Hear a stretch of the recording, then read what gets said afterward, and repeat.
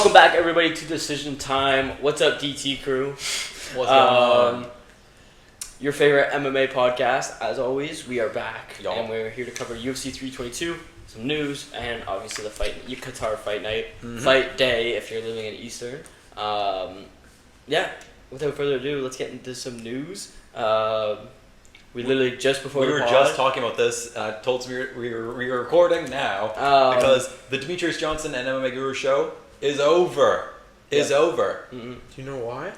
Yes. So apparently during the JDM Islam fight, MMA Guru, he's live streaming as he always does, and he was just talking shit, calling him inbred, calling him, some stuff about his cousins, all this stuff, and just because he was dissing Islam.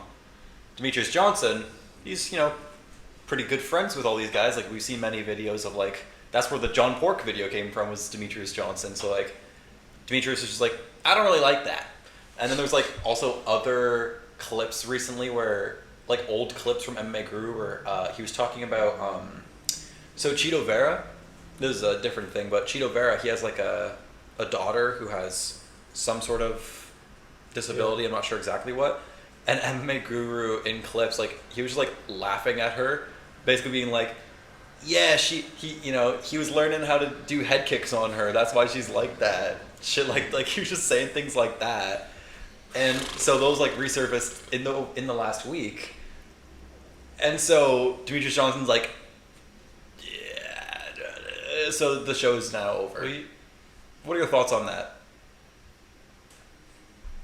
I don't know how he didn't know that was MMA Guru's whole shtick. Yeah. It's just engagement baiting. Yeah. Yeah, I mean, crazy statements. Yeah, it was it was bound to end anyways. I think I kind of predicted it wouldn't last long because it was cool, but their vibes don't really match each other, and Demetrius Johnson's a very much humble, very lax kind of dude, and you kind of predict that MMA Guru's obviously not. Yeah. But any other news we want to cover?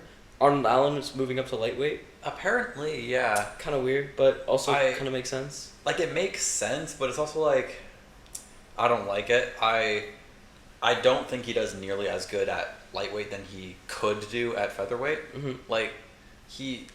I was actually talking on Wednesday. I was talking with Braden about this, where, if you look at the top 5 of featherweight versus top 5 in lightweight, he could beat a lot of the featherweights. He could hypothetically beat Volk. He could maybe beat Lerone Murphy, maybe somehow beat Diego Lopez. All these guys. He arguably did beat Mofsar. Mm-hmm. But then you go to lightweight. Ilya? No, he's not beating. Arman? No. Yeah. Charles? Probably not. No. Max Holloway has beat Arnold Allen, so it's just I don't. It's not a good move. Maybe for because he was talking about weight cutting and shit, but he's gonna get smoked there probably. More than likely. Featherweight is a good division, but lightweight's a really good division. So switching from one to the other is kind of you're kind of in hell. Yeah. I feel those those kind of divisions 145, 155, 170 right now are all just kind of tough to get tough to just move up and down from because they're all kind of shark tanks. There's a lot of good. Yeah. Especially I feel featherweight would be easier to move up in the rankings compared to lightweight. Yeah, you'd think so. And also he was already borderline top 5 in featherweight. I don't. Doesn't make much sense. Also, and there's also Kai Kara. Yeah, he's just left. He's just taking a year-long break, apparently. Yeah. Hey, he said he's helping the Maori people. Yeah. Shout out Kai Kara. That's pretty sick. I mean, what are your thoughts on Kai Kara, Samir? Because I know some people say he's corny, and some people disagree about it. No, I like Kai Kara. You called him corny on this podcast before. Yeah, but I like him. I can make. You could be corny. Two statements can be true at once. You can be corny, and I can like you still. I think. Previously, I just thought he was kind of corny. I just don't like with the tongue thing.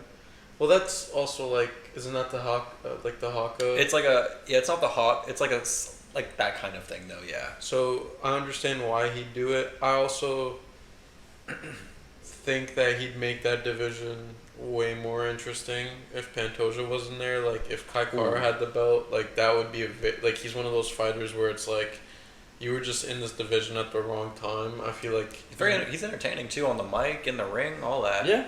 Like a matchup with like him and Manel Cape, a matchup with him and like if And Muhammad like, Makayev ever comes back, it that makes would be fun. it makes sense because it's like if you're in that division, it's if you're not like a fringe contender, if you're like an actual contender, it's like the future's looking really bleak for the next year or two. It's like if you do take that Maybe. break with Joshua Van, like Maybe. we hope, but it's like I feel like if Joshua Van gets a title, I feel like he's definitely coming back earlier. Like I just think that it's like he doesn't see any prospect of him getting another title shot within a year. And it's like even if he does get it, by Pantoja before, if he does get it, he's gonna go fight Pantoja again, which he's not trying to do. So I understand why he's taking the break. Yeah, I think that's fair. Yeah. Yeah, it's totally fair.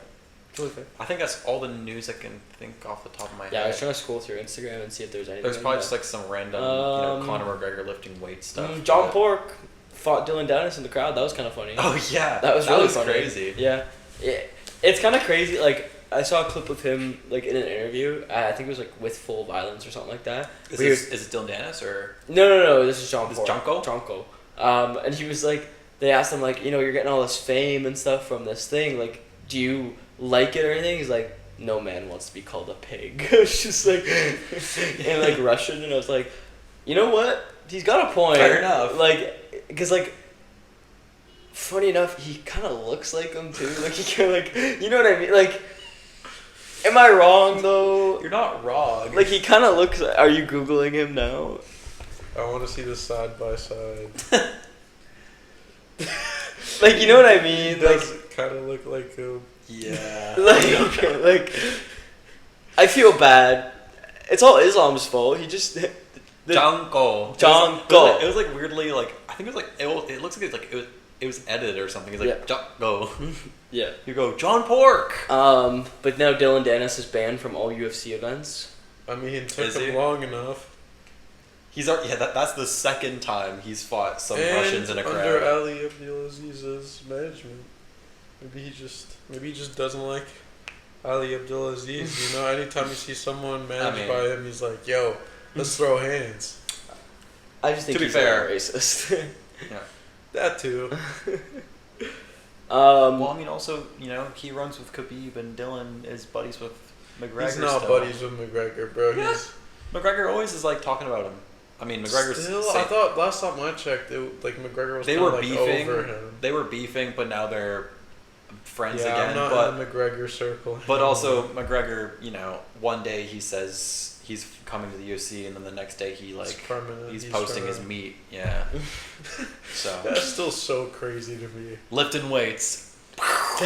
Dude, I don't know if you saw the picture I sent to you guys where it was like the one of he's got the shorts on and he's got a belt around and he's got like a weight. I and had it a was PTSD like flashback. PTSD moment. Truly. I'll never forget his beat. The way. I think I showed it to you. No, I think I was the one that was like, wait, do you guys see what's on Twitter with Connor? And then I saw it. I don't remember because I saw a tweet and it was like, "No way, that's really Connor," and I was like, "What is this?" I look up. what do you? It was the same shit that happened with Drake, where it's like, right. Yeah, I remember no way, that. Drake did that. And I looked up Drake, and let's not get into that right now. UFC 322 happened this past weekend. So we're gonna break down the fights, get into some matchmaking from prelims up. But we'll quickly just go do a quick run through of the fights, what we thought of them. Balsanger Susakayev is that guy. Balsanger? Bysanger? There is an I, my fault. I would have said It looks, yeah. he is that guy. He definitely didn't look as good in this fight. I was gonna say, he kind of didn't look that great. No. He looked better on short notice against Eric Nolan, which is that just because, Well, McConaughey was actually nice. Yeah. But finished him in the third round with the right hook. That was pretty nasty. And I would also argue that you could say McConaughey was winning. Yeah. Like they were either tied on rounds or McConaughey was up 2. Yeah, absolutely. It was a close fight. Yeah. So we'll see how Sursakayev does later in his career. He's still like super young, kind of figuring it out, but he still looks solid. He definitely could look like he could be like a ranked middleweight. Are we doing predictions for like all of them, or are we just not fight matchmaking? You mean? Yeah, matchmaking. No, from Ewing Wellmaker up. Okay. So we're just gonna go through the early prelims. Yep. Fad McCline slimed out Angela Hill. Not surprised. Borshev got slimed. Makes sense. Not surprised. This one I was Pat Sabatini, bro. Pat. Yeah, no, I was just like there's some people going crazy outside. Yeah, no, Pat Sabatini got the win over Hepe. I mean, it's basically exactly what we said in our last episode, where it's either Hepe wins on the feet or Pat wins on the ground. It went to the ground and Pat won. Yeah, it was pretty one-sided, I would say, in that fight. Yeah. Kyle Daukus beat Gerald GM3. Did we expect surprised as no one? Well, surprised as most people. How do you feel about this one? I mean, his whole got him in the sun. Claim to fame, you're supposed to be good on the ground. You're supposed to be good, and it's just he just was off it. He was off it. Like I understand your point. Are you talking about Gerald? Yeah. Oh, I thought you were talking about Kyle. I was like, no. GM3. I mean, his takedowns were not well set up. Like he was just. I've said this in the past, and I'm gonna say it again. He was very one-dimensional, but even the one dimension, like he just was off it. Yeah. Like he wasn't very good. Like his submission defense was not very good either. No, he kind of just let that Doris happen. Like he let the choke happen, and he also had no offense. Like he was just on the back foot, and then when he wasn't, he was just kind of just standing there. Yeah. Slime. Yeah. Prelims. Malcolm Wellmaker. Fraud. That was actually a fraud check. Yes, we can actually say that was a official fraud check. Yeah. Stamp of approval. Yeah. Short notice. He had 2 fights on short notice. It was supposed to be, who was the original one? It went from Sire Side to someone else. I'm forgetting who it was. And then it went from that guy, who I'm blanking on right now, to Ethan Ewing. Cody Haddon. Oh, it was Cody Haddon, right? This random dude who fought like last week. Surely he'll be tired. Surely that's a sliming, right? Nope.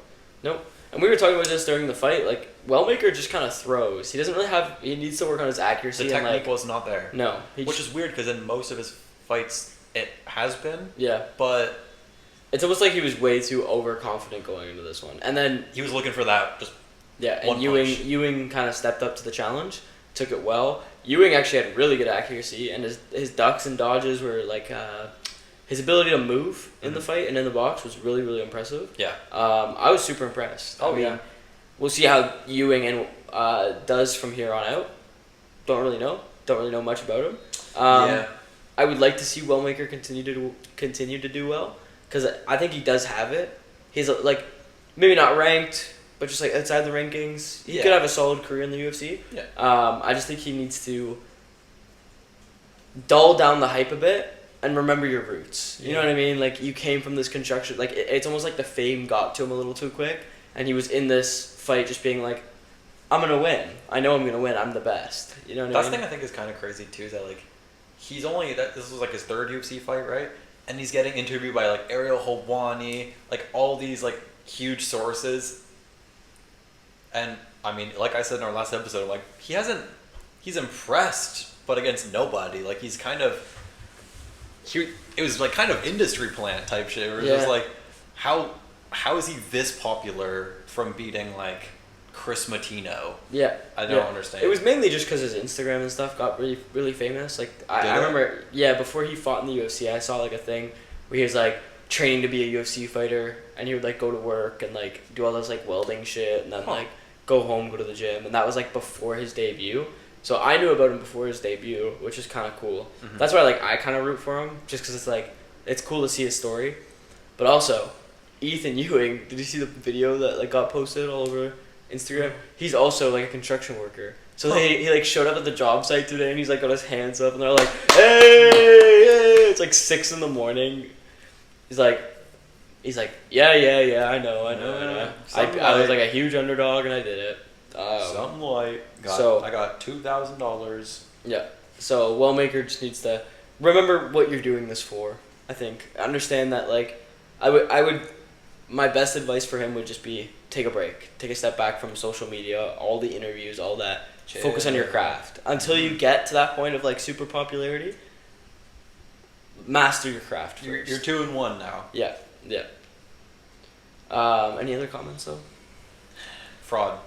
Blanchfield Cortez. Speaking of frauds, well, I mean, we all kind of knew this before going into the fight. Yeah. I just think Tracy Cortez. I was talking about her last week. You guys said I was a little too harsh. I don't think I was being harsh enough. I mean, she got bodied. She was horrible. She was too focused on. Right? She was. Yeah. Rear naked, sub, right? Yeah. I just think she was too focused. Kind of like the points you guys were making about Malcolm Wellmaker, is Tracy Cortez's. Her head's not in the game. Like she just. I feel like she books these fights for everything that comes with it.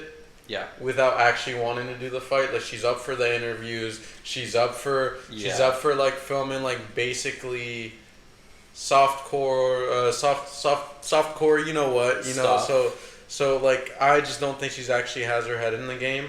I feel like her scramble defense was really shit. I feel like after Blanchfield tripped her up, that's when the fight was lost. I feel like she had no way of coming back. Yeah. Just that was the easiest rear naked choke I've seen executed in a while.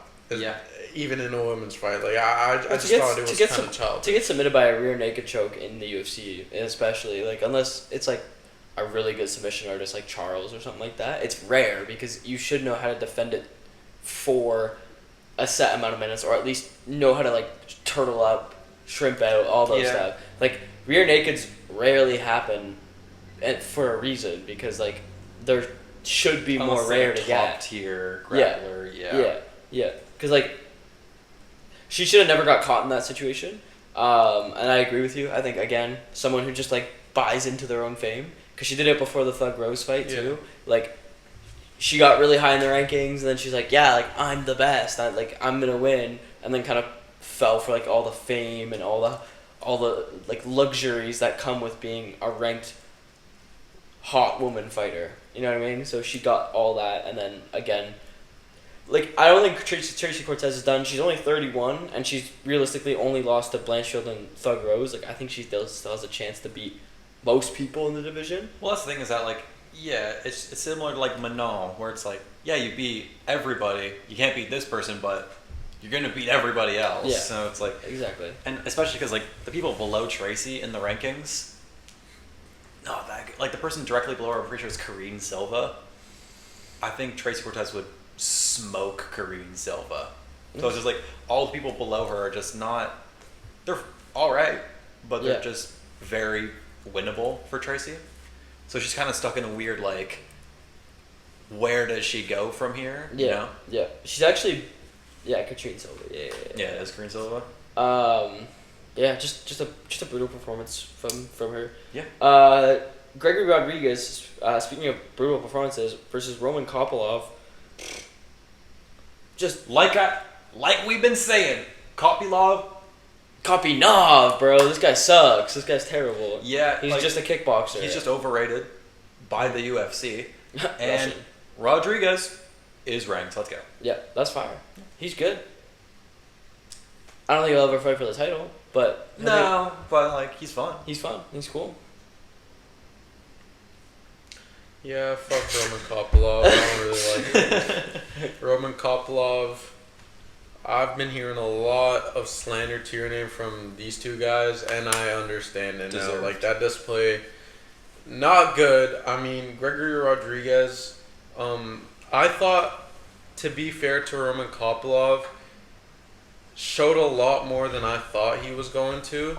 I liked how he mixed his striking and wrestling. I feel like that's one of the reasons why Kopylov couldn't get settled, is because he was kind of expecting Gregory Rodriguez to kind of go one way, and Gregory Rodriguez said, "No, I'm not going either, or I'm doing both." Yeah. And then after he started mixing his striking with the wrestling, I feel like Kopylov became very reactive. Like, not once in the fight did I feel like he initiated anything. I felt like he was more so waiting for Gregory Rodriguez to slip up, give him just like a chance, and I don't think Gregory did that at all. No. I think also the way he stayed aggressive and proactive was really, really good, because Kopylov kind of feeds off of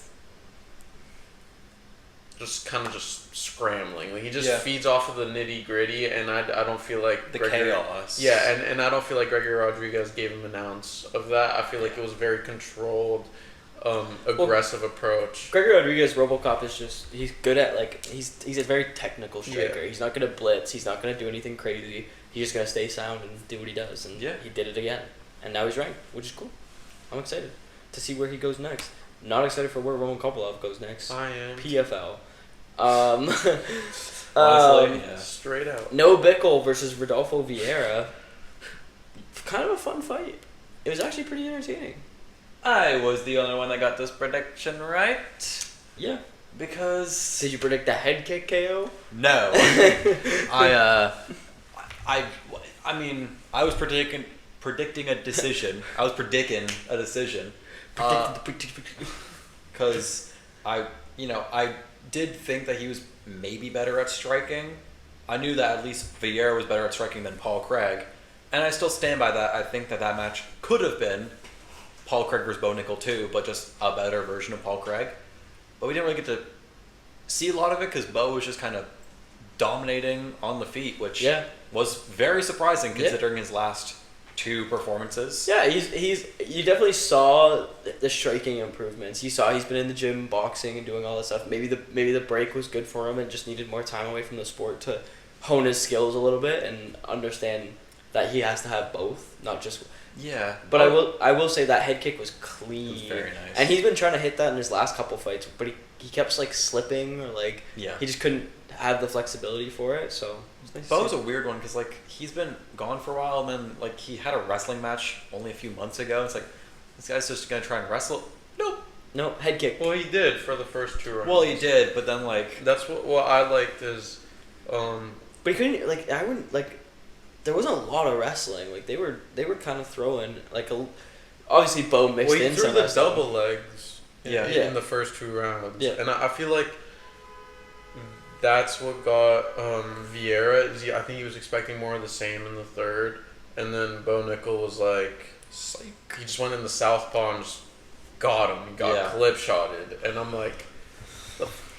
I mean, we were watching this card together, and we were taking a drink for every wrong pick, and I just saw that happen, and I'm like, of course this guy wants me to get another drink, a fucking course, It was actually a really good display from Bo Nickel. I think the way he mixed in his striking was very, very good. I feel like usually with Bo Nickel, he comes off across when he's not wrestling very predictable, and his striking also not the best. And kind of to piggyback off of your point, his striking's improved a lot.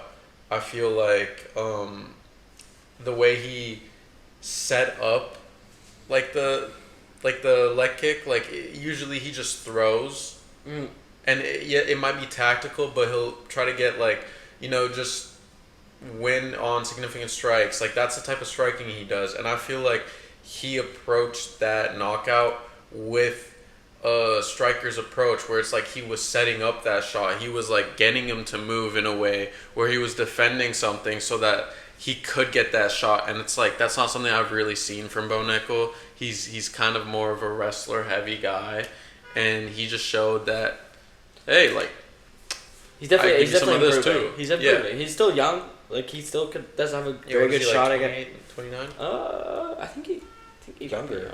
He's like, because he just got out of college not too long ago. He's 29 actually. Really? Yeah. How long was he in? Dude, imagine he went like at 20, and then he did like probably like some 6-year degree or something. True, yeah, because he did do like, I guess he did do 5 years and then a few like freshman redshirt things. Yeah, his eligibility, man. Yeah, it's crazy. The COVID eligibility ruined sports. Stetson Bennett, 30 years. But yeah, main card though. Ben is abstaining from this conversation. Beneil Dariush, man. Chin of glass. That was brutal. That was awful to watch. It was so sad. Ben almost shed a tear, and I think he's holding them back now. No, I remember we were watching the fights, and I just saw Ben, and he just looked like a disappointed father. Like he just had no words. My head was in my hands before he even hit the ground. See, I just went and ran straight into his face, and I was like, "Bam, Beneil got slimed," and I just stopped because I just saw the look on his face. It was like the most disappointed I've ever seen someone. I think Benoit Saint Denis is slowly but surely, for me, getting all the hype that he had before that Dustin fight. Like, for me, he's building up his name really quick in his last 2 fights. Like, just the way he handled this one, he just went into it aggressive, and that's like a theme that I've seen throughout this whole card is the aggression from a lot of fighters was kind of unmatched on the other side. He just went into it. He didn't really give time for Beneil to set, his jiu-jitsu game. Because that's just how Beneil likes a Renato Moicano. He grinds out a fight. He likes, going through the rounds, getting more rounds than the other guy, and then BSD was like, fuck that, I'm just going to knock you out. Yeah, he didn't even give him a chance to really even get set up. He literally just... Beneil looked way too confident. He stepped in that center of the octagon, and they got in the box, and then Beneil was kind of he hit him a little bit, and then all of a sudden just... Ming! Also, I don't know what the hell Joe Rogan was talking about. I didn't see this because I had my head in my hands, but I remember I looked up, and I heard Joe Rogan saying something like, I don't know, I think that might have been an early stoppage. No, it wasn't. And I was just like, are we seeing a robbery here? And then we see the replay, and you just see Beneil go, boom! I'm like, what? He's dead! Well, he hits the mat, and then Benoit, hits him on the ground, and he literally flattens. Bro, he stuck his ass, he arched his ass. Yeah, that means you're done. Yeah. No, man. He actually was, ready to get DP'd right there. Yeah. It was crazy. Yeah. And I was like, Joe Rogan almost gave me hope of, I just saw him get slimed, but I don't know. And I see the replay, and it was just, slow motion. Whoa, boom. Yep. Just a sad performance. Oh, also I was going to say, I'll say something about Benoit. Something I never understood was people saying that he got fraud checked by Dustin Poirier. Mind you, he was 27 years of age when he fought Dustin Poirier, who was at the time the 2nd or 3rd best lightweight in the world. The fight, the Renato Moicano fight, that was bad. And then the Kyle Propolek fight, he won. Still a bad fight. Because, Propolek was landing shots on him. That was bad. But, he lost when he was 27 years old. Lost to Renato, which wasn't great. But then knocked out Kyle Propolek. Smoked on another contender. Roofie. And then just smoked another top 10 guy in Beneil. I don't know where the fraud is. He's just... he might not be a top 5 guy, but he's just he's a top 10. He's just a good, maybe not great guy. Yeah. But I really like just the aggression, because you usually see when a fighter lands his a aggression, big strike, they usually let the other guy scramble. They're kind of setting it up. They don't want to fall into something. Benoit was like, no, I clipped you. No, I'm gonna finish it off. I think that's what. And that's really refreshing to see. That's what Benoit's ultimate demise is, though, is he does that too often, and then he gets fucked up from it. He did that in the Dustin fight. Yeah. He got too confident because he was hitting Dustin a little bit, doing a little too much, and then Dustin was like, oh, so you want to strike with me? No, and knocked his ass out. But moving on, Protez Leon Edwards. Speaking of knocking asses out, goddamn was I wrong, Leon. I was really confident in you, but you looked the same. You just looked like you had no energy. You looked. I know. You were right. I know. No, because after we recorded the pod, I sat there and I'm like, man, these guys made really good points, and I changed my pick. I was right all along. I should have never doubted myself. Like, yeah. Leon, he did okay in the first round. Yeah, he wasn't. He bad. won the first round, just due to strikes and control. Yeah, but he didn't do a lot. I think it's so funny, the clip of like when he's on the back of Carlos just punching me, just he's not doing anything. Yeah. But man, Protez got some insane power. Yeah. I just think that I remember, I forget what episode it was, but it was after Protez had, I think, lost, and then I think it was after Rufy. After Rufy lost, we talked about how the fighting nerds had to kind of, take their first losses and actually really like change the way they went about training in camp. Yeah. And I feel like, and we were talking about how he did the Jeff Neal fight. Yeah.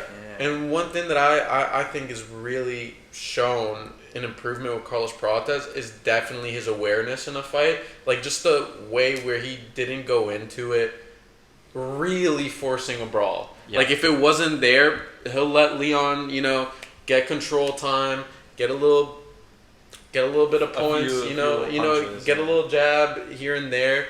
And then when the opening came, he took it. Yeah. And it's like, obviously that's how he approaches fights, but it was more measured than before. And I feel like a measured Carlos Protez is a very dangerous prospect in welterweight. Yeah. What are your thoughts? I mean, I kind of already said my thoughts, but I think Protez has gotten better since the Ian Gary fight. I still worry about, I think he got changed in the rankings now. I forget where he is. Ninth. He's fifth. He's fifth. Yeah, they haven't updated that. They have to look at the. He's fifth right now. I don't know how well deserved that is. I still question his ability to grapple. Number what, 3? Leon was what, 3? Leon was 4. Oh, was he 4? But the fact that he's above Ian Gary right now just doesn't make sense. That's a little. Or above. I think if it was just Ian Gary and Carlos were switched around, then I think it'd be fine. What about Sean Brady though? Because Sean Brady's below him too. It's hard to say. Sean Brady got. We'll get there. We'll get there, but what happened to him? But I just think overall, I still worry about Protez. I really like Carlos. I think he's got power, he's got swagger, he does all the cool things, and he does cool knockouts. That was an insane straight left he threw. It was insane that he knocked him out with that, and clean. He does walk. It's not like he goes in for the ground and pound or anything. They're just walk off KOs. But I still am a little hesitant to say this guy's going to be a champion in the next couple fights. Yeah. Because, especially with who the champion is now. We'll get there. I do worry with his grappling and his ability to still handle a fight and use, as we've seen with the other fighting nerds, actually use their intelligence and IQ in a fight.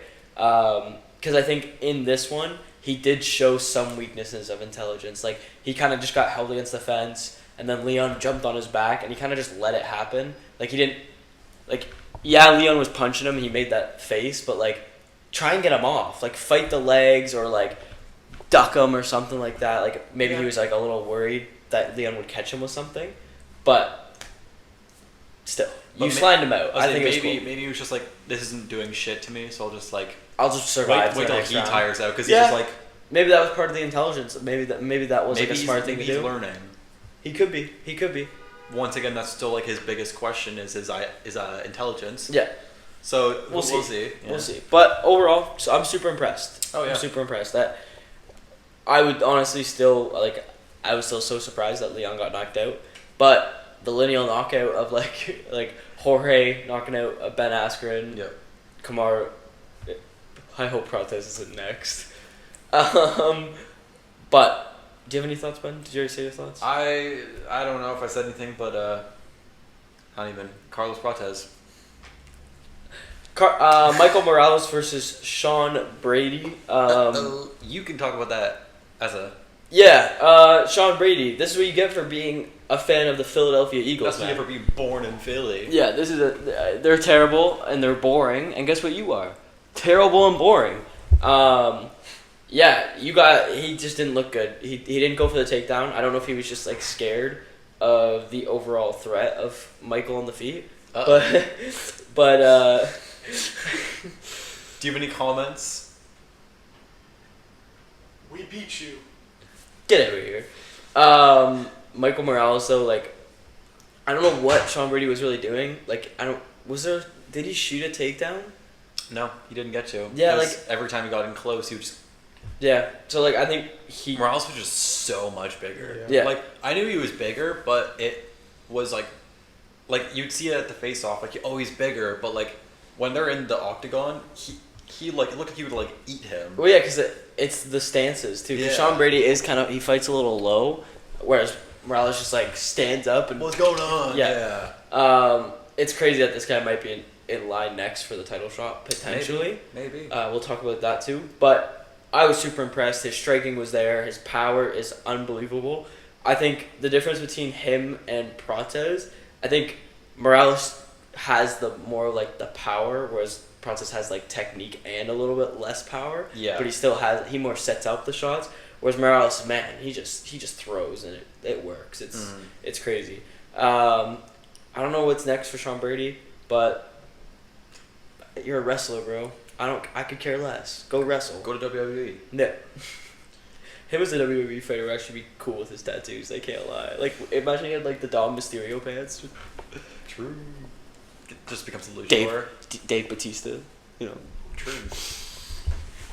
What are you guys' thoughts? It was a really good fight. Really sliming. Mm-hmm. There wasn't much fight to even talk about. It was just like, oh, he's in. Oh, and he's out. That was pretty much the whole fight, and then it was just pummeled. Mike Morales surprised me. Yeah. I mean, he didn't really stop many takedowns, just because every time Sean would even get close to taking down, he would just go away. Yeah. So I mean, it worked. It worked. Yeah. So good job, Michael. I mean, I feel like this display from Sean Brady was not very good. I think the way he overcommitted and the way he got baited into overcommitting was very, very like easy. Well, his chin comes into question too now with like he got knocked out by Belal and now Morales in his last like, 4 fights. This guy in the pocket is not good. Like he just underestimated Morales' power in the pocket. I feel like.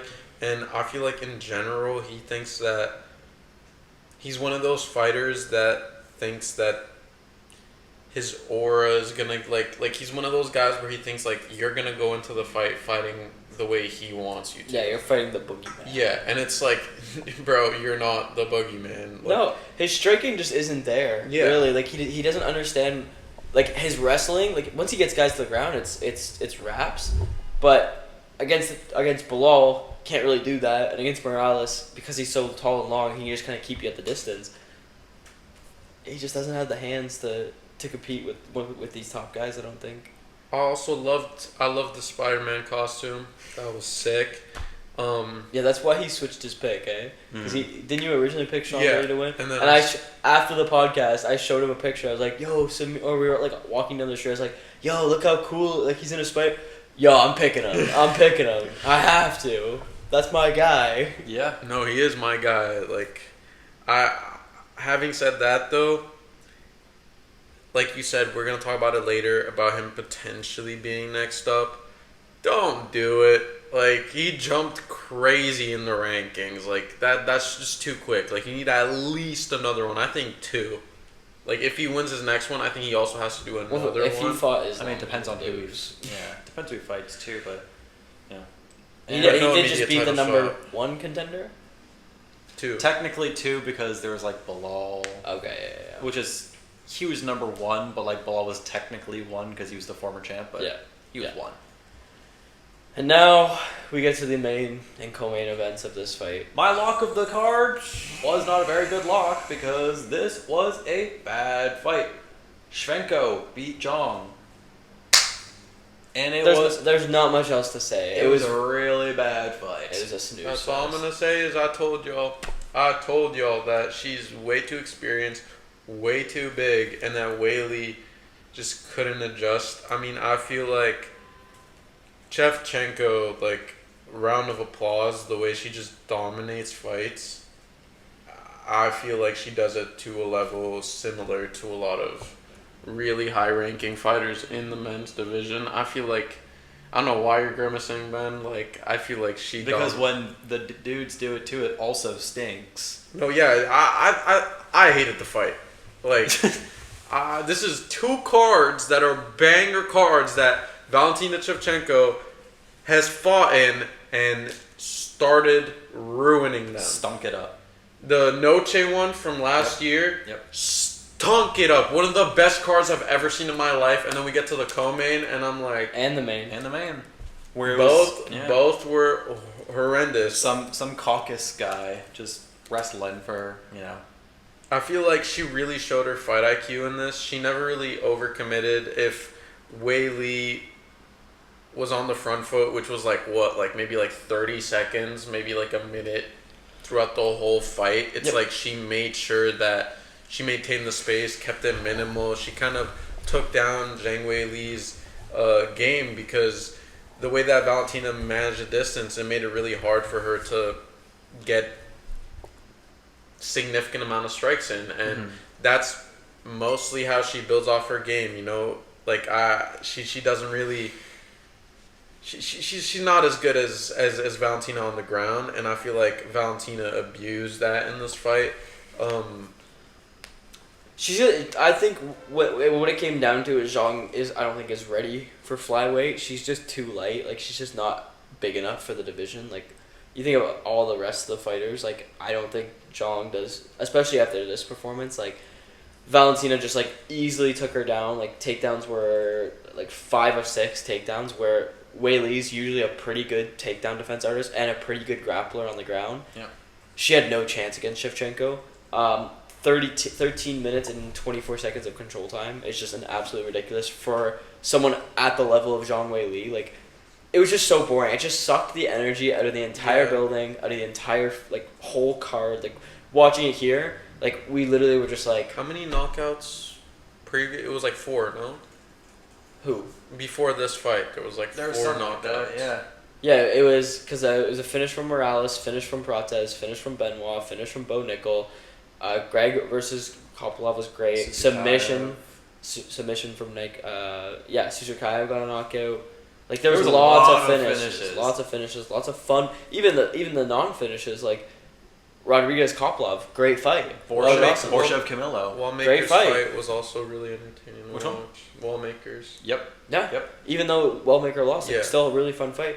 And then it just the last 2 just sucked. Yeah, it's just and Shevchenko, we were saying during the card, used to be an entertaining fighter. Yeah. She used to be one of the most entertaining you saw on a card. You're like, oh, Valentina, banger. Yeah, and now she's old and she's not as quick on the feet or anything. So she's like, I know I'm a better wrestler than a lot of these women. Bang! I got you. Yep. You're controlled. I just feel like the way that Valentina approached this fight, I know we talk about it being entertaining, but I hated the fight when I first watched it, but then when I rewatched it before this episode, kind of just to get more notes, I thought her ground control is some of the best I've seen. Just the way that she would she avoided any threat from Weili. The way she used timing with just her takedowns. I feel like she was very measured. Compare her to a guy like Merab. It felt like every single time she tried landing a takedown, it was purposeful, and it felt like she was doing it more so to gas out an already really gassed out fighter in Weili. She's trying to come up, and then you just put all that weight on her for, like you said, like 13 minutes. It's like Wei Li had, what, like a minute? Like at the end of the fight, I feel like when Shevchenko kind of took a break just to you know, not get gassed out, you know, measure her efforts. When Wei Li was going up at her, it was like, okay, this is done. Like she even she's accepted that she's lost, and I feel like to make Wei Li do that, of all fighters, like you rarely see Wei Li look human, and that was one of the 2 times I can name that. Yeah. Apart from like Rose, when Rose knocked her out. That's the only other time where I've seen like Wei Li not be like a robot and just like beat the living brakes out of her opponent, and I feel like that's something that should be appreciated. Having said that though, boring ass fight. I was gonna say, if you didn't say that, I was gonna say I'm not underappreciating it. Good job, Shevchenko. Do something different than sit on top and just like punch her in the face. She did that, and she did that same thing last fight. Yeah, like it wasn't like.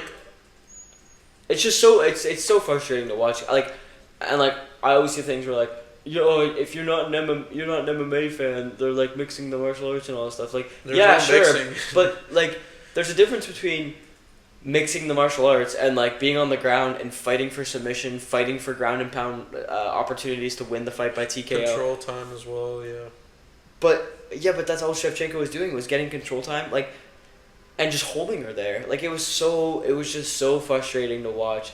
And like I knew it was probably gonna be a decision, unless Wei Li like somehow knocked out Shevchenko, which would have been electric.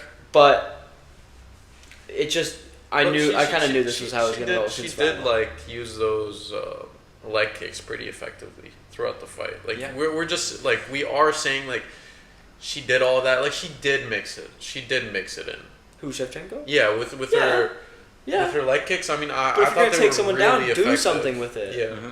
Speaking of doing something with it, Islam. Let's get into it. Islam, stop using half guard. Attack something else, please. There's so many opportunities where you could attack. Try to get full mount. Try to get side control. Mm-hmm. Try to do anything else. Islam special. It's just half guard. It's so. What this was. Would you say, which one would you say was more boring? I think Valentina's was more boring, but the JDM fight was more highly anticipated. Yeah. So I would say maybe Islam, because it was a letdown. Yeah. Well, I kind of said this, even though I did pick JDM, I did say how usually when we've seen it in the past, when there's kind of been doubt around Islam's name, where he actually like really steps up, you know, like nobody expected him to lose against, not many people expected him to lose against Dustin. And when he went into that fight, it took him a couple rounds, like he didn't really do well. That was like one of the reasons that, at least me, and I think also for you, Jacob, we kind of thought like, hey, like Islam might get fraud checked here. Yeah. Because if you struggled against old man Dustin, what are you gonna do? It's not fraud checked, but sure. He might lose. But yes, he kind of fraud checked me because we said that JDM was the best guy. He was the best choice. He was the most likely to beat him, and I feel like Islam performed really well. I feel like getting a guy, like throughout the rounds, I'm looking at the screen and then I'm talking to Ben and I'm like, is this guy crying? Like he's in his corner and he looks like he's crying tears. And then after I realized it was just because his leg was fucking shattered. Yeah. And it's like getting the guy defending his belt to cry, not even like he wasn't even a round or two away. He was crying like the third round. Yeah. Like, that's crazy. He was crying like from the third up until the end. And I feel like he absolutely dog walked JDM. Yeah, in a boring ass way. 19 minutes of control time. It was 19. Yeah. 19 minutes and 10 seconds. So one whole round with like. That's a UFC 4 ass stats. Like, yeah, I just held him there. Yeah, it was and 6 minutes. No disrespect to Islam. No, all disrespect to Islam. It's just, man, that was horrible to see, and like I think it was like the first round something looked weird with JDM's leg. I don't think it was the leg kicks obviously were hurting him, and that's why Islam was able to set it up. But I think Islam like tweaked his foot or something a certain way, and then JDM just couldn't do anything about it. And obviously JDM's not going to quit, right? Yeah. I think JDM still has a chance if whoever he fights next and wins and could get a rematch against Islam. I would like to see that potentially. However, this was just not embarrassing from JDM, but just horrible to watch. It was so frustrating to just see Islam hold him in half guard, and that was it. Because JDM had a plan. He tried to get into I think it's called like octopus guard, where he would like push his hand up, and then as soon as he would do that, Islam would face crank him. Mm-hmm. So now you're providing discomfort. So JDM needs to fight that, otherwise potential submission. Yeah. So he'd fight that, and then just reset. As soon as that happened, reset back into half guard. It was such a frustrating fight to watch. I think JDM is still one of the better fighters at welterweight to take on Islam because of his takedown defense, because of his submission threat, and because of his coaches. Yeah, but to be fair, his takedown defense did not look very good in this fight. But again, how bad is Belal Muhammad? Yeah, I will say his takedown defense looked really, really bad. But if it's maybe we'll find out within the week or something what kind of damage he had done to his foot. But if his ankle was shattered or something like that in the first round, there's not much he can do after that. Because I think after the first round, I was like, you know what? Yeah, Islam did that. Let's see how JDM adapts. And it almost felt like he wasn't able to adapt due to circumstances. Even when you looked at, I feel like that definitely affected the fight a lot, because you could even see when you're watching it, during the ground and pound, Islam wasn't really, he didn't look like out of third or fourth gear, but they were very, very effective. Also, I really appreciate, just when I rewatch the fights and I kind of, look at openings a lot of fighters would have taken. I remember Islam at one point in the fight was going for the Darce, and then it just didn't open up, and he was like, you know what, let's restart here. And I feel get back into half guard. And he even tried setting up the Kimura a couple times. I felt like you guys say he's very boring. I also think he's boring, but I will also play devil's advocate and say that the people who do say you do not appreciate the art of grappling, they do got a point, because just how effective he is. It's JDM wasn't being sloppy. It's just simply the speed that Islam operates at, where it's just the change up where he goes from being up, standing up, and he's no, I'm gonna go for the take, I'm gonna go for your legs, I'm gonna go for the double, I'm gonna go for the single, and I'm nobody on earth can anticipate that, because this guy, he does it within a second, he's absolutely unstoppable. It's if he fought anyone else, I think he would have had a better chance, because it's you have half a second to be oh shit, he's gonna go for it. It's you can't really do much, and once he gets you there, Islam's one of the best in the world. Once you're on the ground, it's pretty much done unless you can get it back up. I will also argue, though, you were saying that it's he was holding them there for 19 minutes, right? How long of those 19 minutes was he actually attempting Probably anything? 4. That's exactly. Me being generous. So it's while yes, when he did attempt submissions, but it's when he had that control time, he was going on his rib, he was applying pressure on his rib. It's he wasn't really just the way he did it compared to Valentina. Valentina was tactical on hers, but it's also the other person wasn't really doing anything. I'm just gonna stay on top. Islam was still trying to hey, I'm on top. I'm not gonna step out of my comfort zone, but I will make sure that you get tired. I will make sure that you bruise up in between rounds, when you're trying to breathe. If you're already, let's just say he is dealing with a leg injury, you get to sit down and you can't even breathe properly because of all that pressure on your ribs. It's that's not you just sitting there on top of him doing nothing. That's you doing it with intent. Having said that, though, I don't want to see it anymore. Please. Well, please I get out of half guard. I think Islam fought his safest fight. Yeah. Instead of going for things that he would in other fights, usually. Islam's he's not boring. Like I think this was definitely his most boring fight. Like people are calling him a boring fighter. I disagree. No. He finishes fights. He gets submissions. He gets knockouts. He does his thing. And right? it's also he in this fight he knew JDM was his toughest matchup, and he played it just way too safe. Yes, he won the fight. Yes, he won the belt. Yes, his legacy's like in stone now. He's top 10 all time, easily. However, he did it in a way that was he did it in the way he knew it was 100% safe to win this fight, because he took him down, held him in half guard, attacked a couple submissions so he wouldn't get called off, but he knew JDM was going to be able to defend those submissions. He knew he wasn't going to be able to submit JDM. So instead, I'll go for a submission. Okay, you're going to defend it? Okay, now I'm going to lay on you more. Yeah. Bing, bing, bing, bing, bing. Okay, all right, now maybe I'll go, okay, no, you're going to defend that, cool. Oh, you're going to try and get up, awesome, face crank. Oh, now I got your arm again, now I'm back in half guard. Yeah. Now we're chilling. It's just very underwhelming to say that Islam's a double champ now, because in other double champ fights, we always see it being so electric, and Islam, to get his double champ status, to become one of the greats. I'm not calling him a double. He's a two-division champ. He's not a double champ.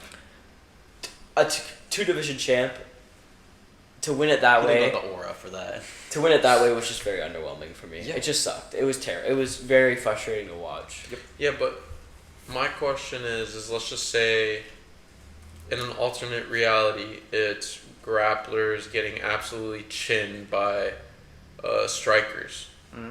Would you not, as a counter argument to the grapplers complaining about the strikers, be like, yo, just don't let him get that shot.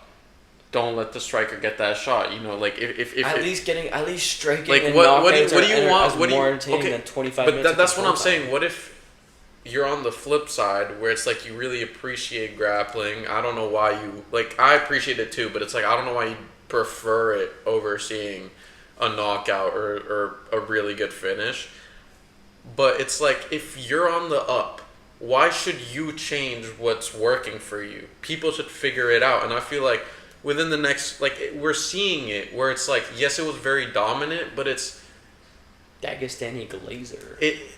I'm saying within the next couple of years, maybe not even a year, maybe there's a fight, Islam's next fight gets shown the weaknesses of it. I feel like the way that the sport's developing, especially how fast the new breed of technical fighters are absolutely sweeping into the UFC, it's gonna get figured out. It's a cycle. Plus and it's gonna get figured out. And it's while they're at the top, we should maybe appreciate it, because there's gonna be a time where grapplers are not gonna be as dominant as this. I'm not gonna appreciate 19 minutes of control time. Not. I would say, and yeah, I do agree that we have seen glimpses of like when Dustin fought Islam, he was able to stop the certain types of stuff, or Merab versus Umar, or Paul Hughes twice against Usman or Magomedov.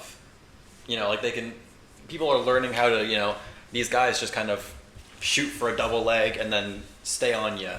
Or they might try a sweep. That's about it.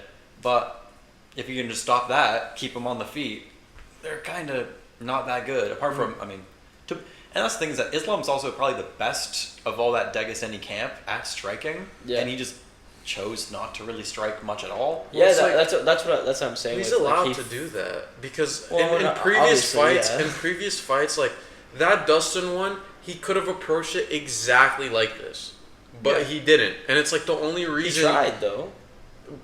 But at a certain point, it's how good is Dustin Poirier? It speaks better on JDM, the way that Islam approached this fight.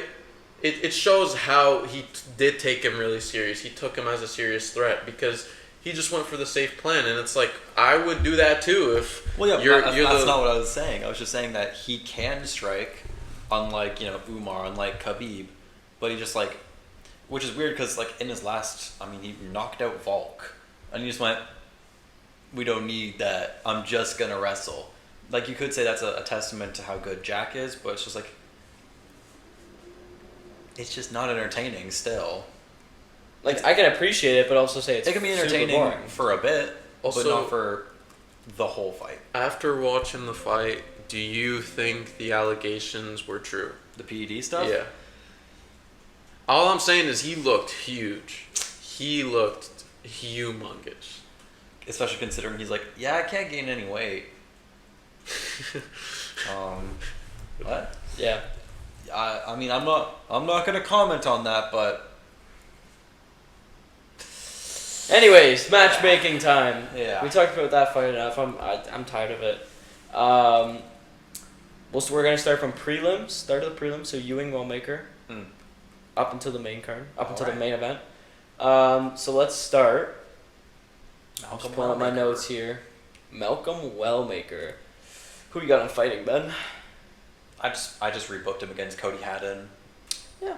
Because Cody Haddon pulled. You could also do him against Sierra C Day, but I just have Cody Haddon because Haddon pulled out and then Wellmaker lost. You can't really give Haddon a better fight because he pulled out. Yeah. So I gave him Wellmaker. Yep. Should I also say Ewing or are we gonna go Wellmaker? We'll go one on. Go on. You got Wellmaker. I agree with yours. That's the fight that I had booked for similar reasons. So I'm gonna let you. Yeah, I had a similar. I had him, but I'm gonna be different because I had two. I also put him against Billy Quarantillo, okay. Who's on a 2-fight losing skid, 6-5 in the UFC. I mean, he's like 62nd on Tapology. Wellmaker 71. I didn't want to give Wellmaker a super high fight, but I don't think like 10 up and those like bottom kind of can. Yeah, like give him something. He still relatively has a good chance at like doing something in the UFC. So, Billy. Give him Billy boy. Boom. Ewing. How we feeling? I had him against Daniel Santos. Yeah. Just another guy who's like a big striker kind of guy. Yeah. I just want to see him slug it out with another guy, really. That's pretty much it. Yeah. Where's Ewing in the... It's like 70th. Yeah. I'm fighting the Korean Tiger, Jung Young Lee. Yep. 2-fight losing skid, 2-2 in the UFC. See how good this kid is. Put him against someone who's actually, won two fights, lost 2 fights. Funny enough, I was like, I'm pretty sure he was the guy who last fought Daniel Santos. Yeah, so I was like, when he said Jung Young Lee, like, isn't that one of the back-to-back Koreans that this dude beat? Yeah, my other option was Calvin Kattar, but I was I was looking like that's kind of too high, but Calvin Kattar also sucks. It's because he wins that probably. Yeah, so. yeah. I mean, I'm just looking at the rankings.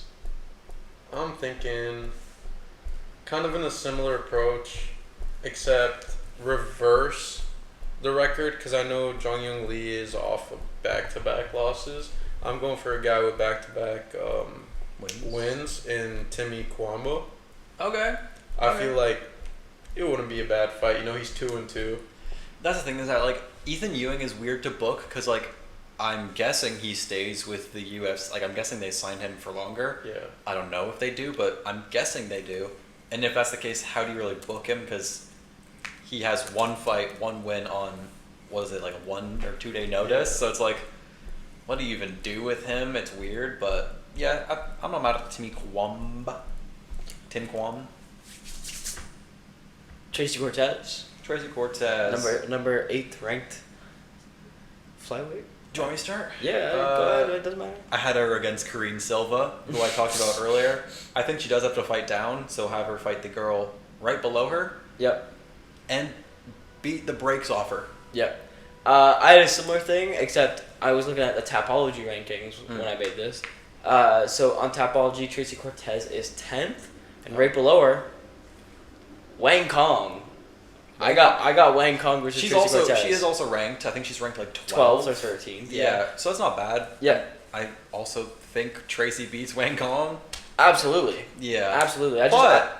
Fun fight. Yeah. I just think, Tracy's still like 7th or 8th right now. She could realistically fight again in the top 5, like fight like Jasmine or something like that. Yeah. But being 2-1 or 1-2 in your last 3 just doesn't impress me that much. I think prove your ranking a little bit more. Fight someone, get a little bit of a can, get a win under your belt again, because your 2 losses have come in your last 3 fights. gain some confidence back. Don't have her fight a can like. I mean, I don't have her fighting Can. I was gonna say she should fight Jasmine. They're both coming off a loss. Yeah. I was like, I knew that's where you were going after the. Yeah, I have her fighting Jasmine for the second time. Yeah, and I feel like Jasmine's. How many fights does she have in her left? Who? Jasmine? Yeah, 2 or 3. like not that many. No, I think she'll How fight. old is she? She's like 38. Yeah. 37. I just feel like that's a good person you could describe as a can for Tracy Cortez. Like someone I think that's regarded well and coming off a loss. And if you win, you kind of make up for the last fight where you got smoked by Aaron Blanchfield. I think Jasmine fights into her 40s. Really? I think she'll fight till like she's 41 or 2. Well, Because then I think it'd still be a good prospect. Yeah. Like someone regarded very well in the division and Yes. kind of the least threatening around the people around you. Yeah. I feel like that's a no-brainer fight. I agree. Rodney? Blanchfield. Oh wait, Blanchfield. My fault. Okay, I'm gonna go first because I got a little bit of an explanation here. So, Shevchenko, old, right? Doesn't fight a lot. She doesn't fight a lot because she's a little bit older, right? Okay. So I have Blanchfield versus Manon Ferro for the next title shot. So while Manon, obviously she fought recently, and Blanchfield fought this weekend, as they rest, they fight in like March, April, Something kind of like that, and then Shevchenko can fight the winner of that for the title. However, if that doesn't happen and Shevchenko wants to fight sooner, she fights Manon. I just have Blanchfield versus Natalia Silva because they're like neck and neck in the rankings. And Silva undefeated in the UFC, and Blanchfield has only lost to Manon. So Yeah. I think it just kind of works. Wait, so what is your? You said like 3 different things. What was? I think. So if Blanchfield versus- Shevchenko wants to take a long break because she's older, she needs a break from the Right. UFC for like 8 months. Okay. Manon, and it should be Blanchfield Manon for the title shot. Okay. If Shevchenko wants to fight sooner, it should be Manon just because she's still the best. Yeah. And if that happens, Blanchfield, Natalia Silva. Okay. If that makes the most sense, I think that Okay. makes the most sense Okay. in my head, in my opinion. I mean, I just think it should be Natalia Silva. Natalia Silva beat Grasso, and I feel like Erin Blanchfield's coming off a win. I think she should fight someone that'll get her closer to that fight. I think to that title shot, and I think Minot is like as soon as she got that win against Jasmine, like I feel like we kind of saw where it was gonna go. Like she's sorry, not Jasmine. In her last fight, she's gonna get that title shot. I feel like it's gonna happen. That it's gonna be Valentina against Minot, and I feel like Natalia Silva should fight Erin Blanchfield because she should get booked, and I don't think she should run it back against Alexa Grasso. So it's the next one in the rankings.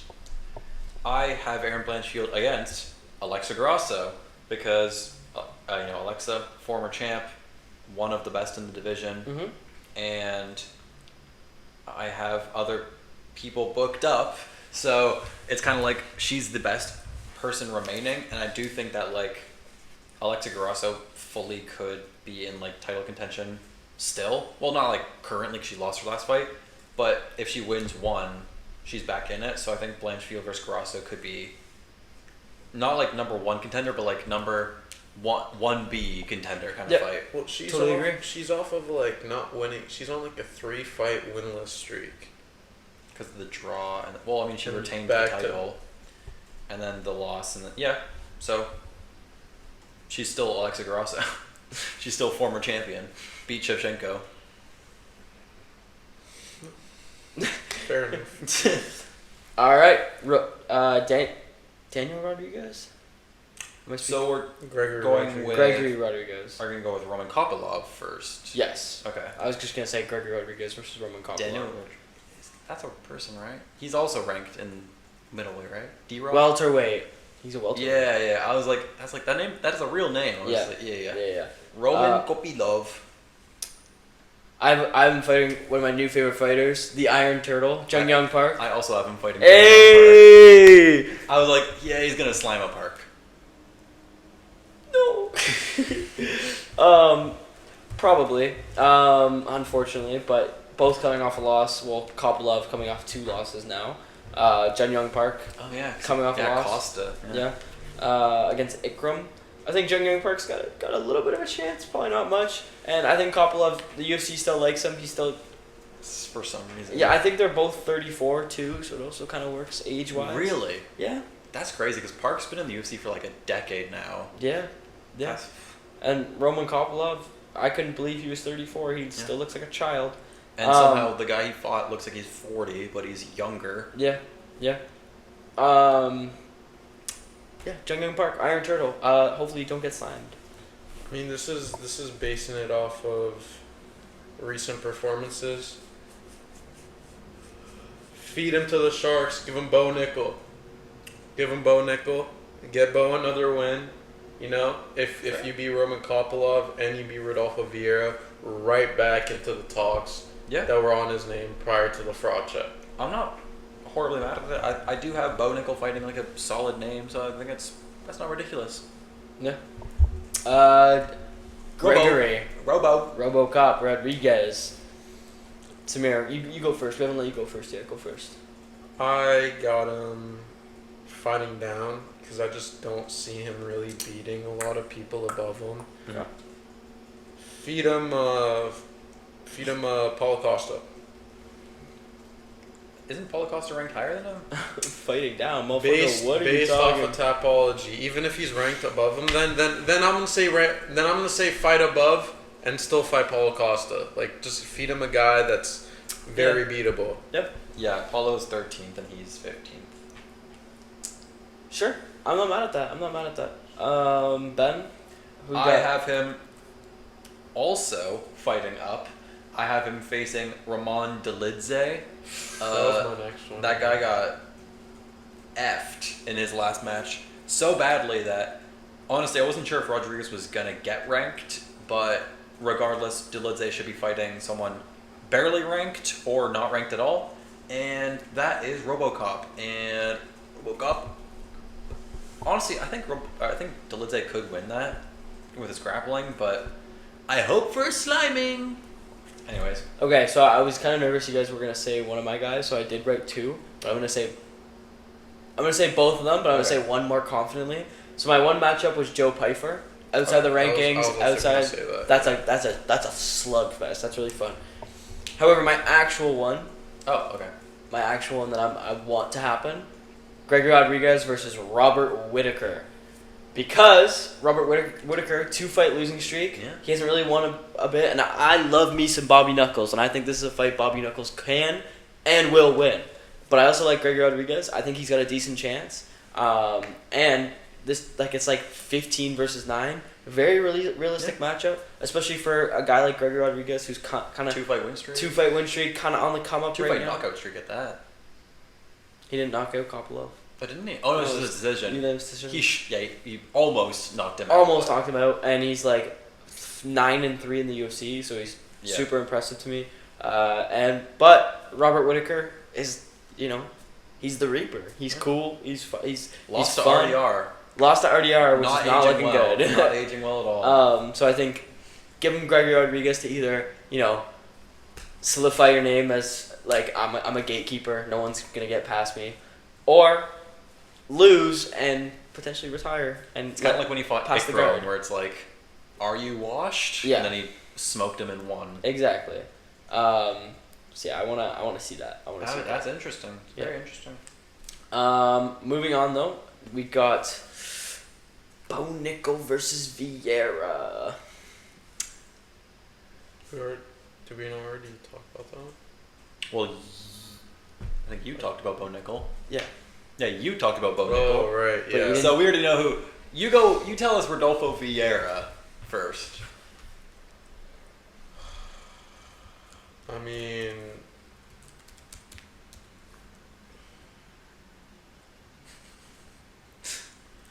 that was one of the fighters that I just didn't really have much on, so you guys I might leech on Jacob, your guys' pick. Okay, so I don't know which way you're gonna go here. You go. I want you to go. I have Rodolfo Vieira versus Zachary Reese. Reese, he just fought like 2 weeks ago on short notice. Smoked on whoever he fought. I forget his name. And he's on like a 3-fight win streak. So I just kind of want to see, is Vieira not that good, or is Reese just going to dominate like he did whoever his last fight was? I forget who that was. All right, so we definitely went a different direction. Kinda. I'd say feed Vieira to the wolves and either give him Bangsar Susakayev or Atiba Gauthier. Oh. Throw him to the wolves. Just like that one. See, I just think that I don't think he deserves another because what if he wins that? It's like, well, I don't think he deserves a fight. I think he deserves a fight against someone who's not as good of a name. Yeah. That's what I was thinking too. I think it'd be funny to see him go against Atiba and just fucking. That's what I have. That's who I picked was Atiba. Yeah. And just get clean knocked out again. Yeah, which is probably what would happen. Yeah. Well, certainly because Gauthier is so much better than Bo Nickel, but yeah. Still, yeah. I mean, yeah. Who did you have for Bo Nickel? Who do you have for Vieira? Oh yeah, who do you have for Vieira? I think I might just go with the same prospect of feeding him to the wolves. I'd love seeing Atiba Gauthier. Just beat the guy wants to be me so bad. I want to see Gauthier versus an actual name, not. That's what I was thinking. That's what I was thinking. But ranking wise, Vieira right now is in the top 30 on Tapology. Gauthier is in the 50s, 60s still. So he hasn't really fought anyone of name, and it's if he wins it, it's okay. Well, he beat the guy Bo. Yo, he beat Tristan Vines. Who'd you pick for Bo Nickel? Kopylov. Right. Okay. Now you. Like I was trying to say before, I have Bo Nickel versus the Italian Dream, Marvin Vittori. His last ranked fight, Bo's last ranked fight, he fought RDR, which was crazy too high of a jump. They tried to push him way too hard. Mm-hmm. Just give him a guy who's low ranked, beatable, very out of his prime. He's on a 3 or 4 fight losing streak. Give him a winnable fight that's in the rankings, because I know they want him to be in the rankings. Absolutely. So I just have him against Marvin Vittori. I have one more just before he fights a ranked fighter. Mm-hmm. I have him fighting Abus Magomedov, just outside the rankings. Yep. And formerly in the rankings until recently. So this kind of fight proves that he deserves a little bit more of a ranked fight. And I think Abus is a decent name. I think he's on probably 16 or 17. Something like that. Because he was ranked at one point. Funny yeah, he's 20th on Tapology. I actually had Abus against a different person from this card. I wanted to see him face Kyle Dawkins. Ooh, I like that. I think Bo's higher than Dawkins, so I just wanted to see someone higher than Abus. Yeah, I just want to see Bo win one more before I give him a ranked fight. That's fair, yeah. But I could also see the ranked fight. It would be fun to see him. Yeah, so there's a lot of unranked, just out of ranking guys where it's Park, Abus, Pfeiffer, Ikram, all those guys are all just as not ranked. Chris Curtis, don't forget about him. Yeah. Mike Malott. We're not getting into that.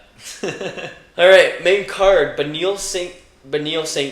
Oh my God. Benil Saint Denis versus Benil Dariush. Benoit Saint Denis. Benil.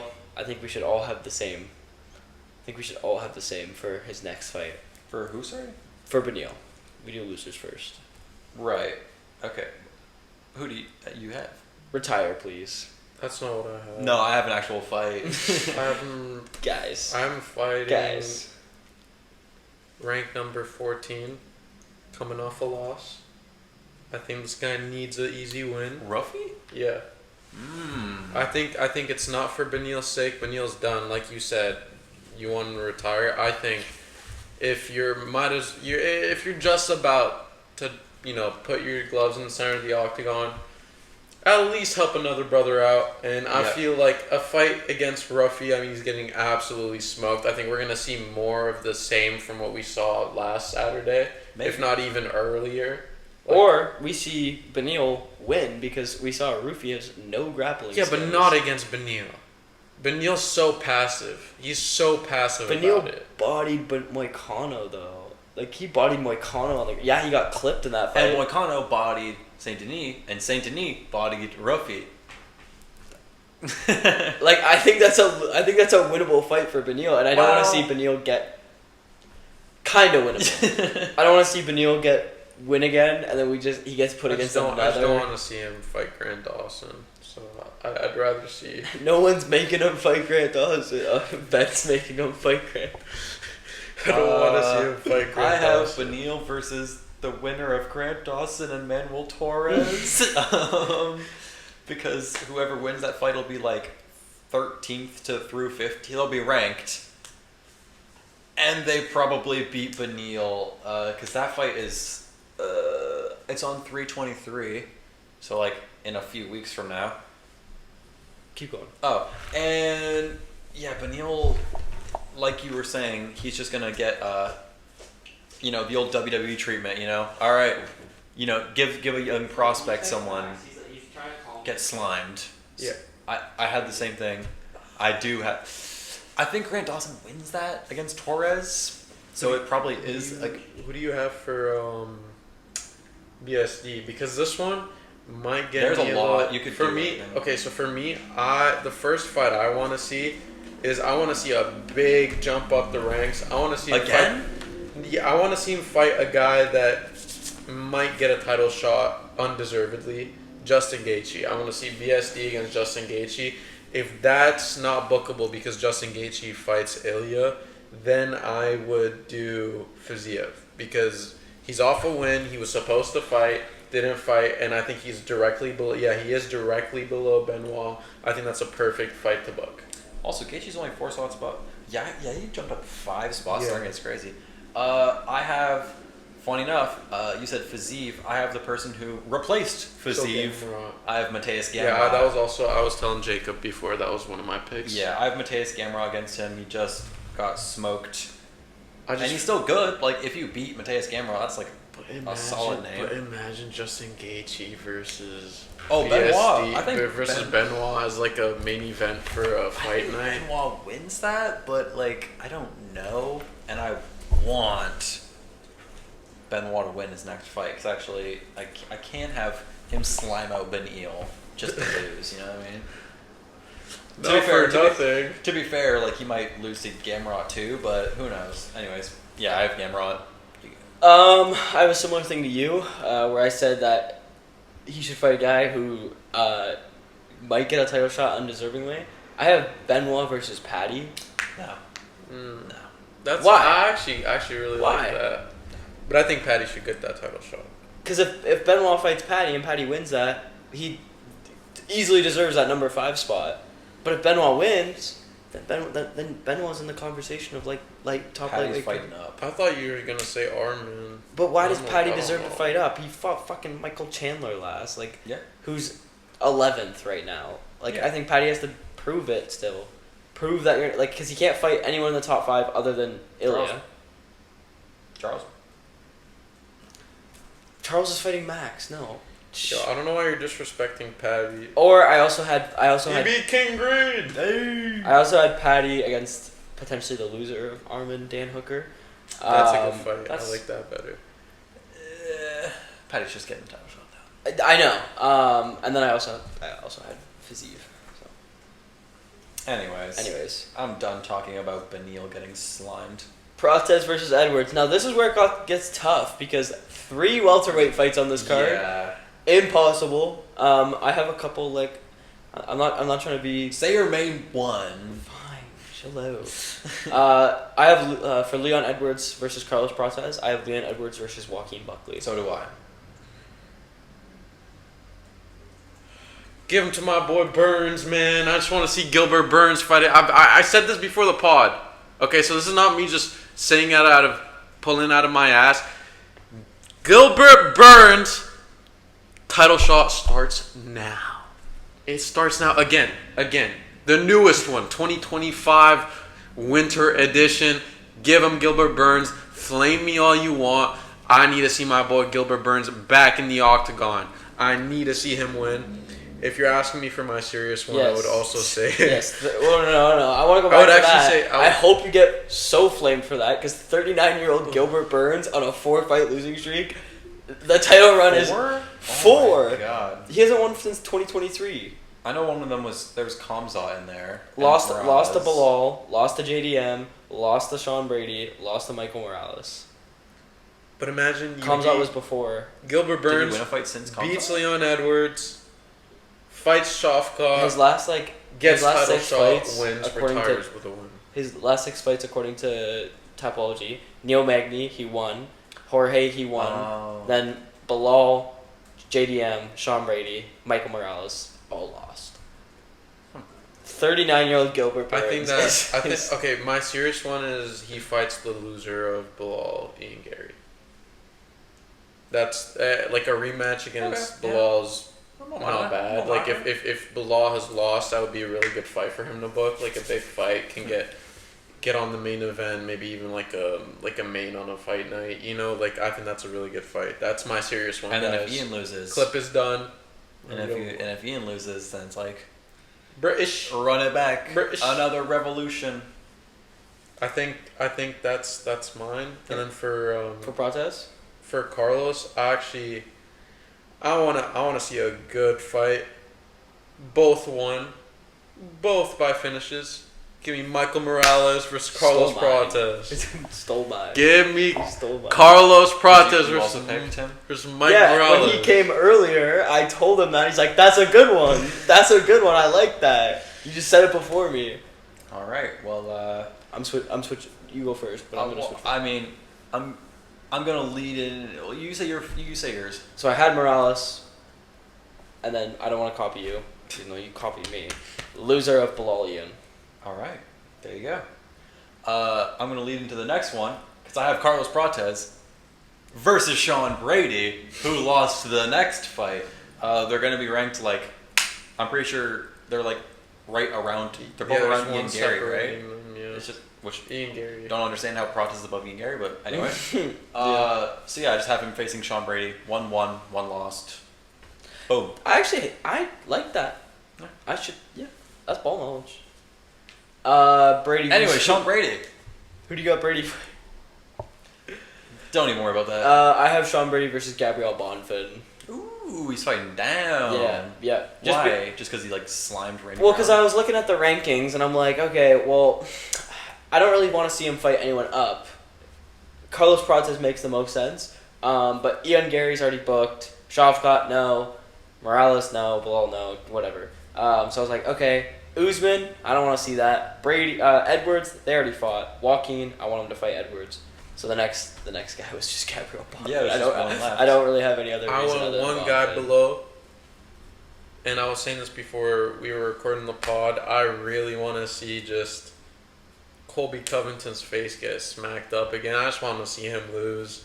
And I did change my opinion, where it's like I would want to see Colby fight Mike. That would be a very good fight. But that's way ahead in the future. I'd want to see Colby back in the cage, back in the octagon. And I think that Sean Brady fighting a fellow American, I think he absolutely smokes him. That's my pick. There you go. All right. Morales. Michael Morales. Well, I already said my pick, so. Yeah, I have him. Cheeky, crazy take maybe. I have him against the winner of Belal Muhammad and Ian Gary. Is that also who you have? Yeah, bro. I have the one he said because he stole my flow, and then I was like, all right, I'll do winner of Belal Ian. Ben, there's no way Ben's. I mean, we know ball. That makes no sense.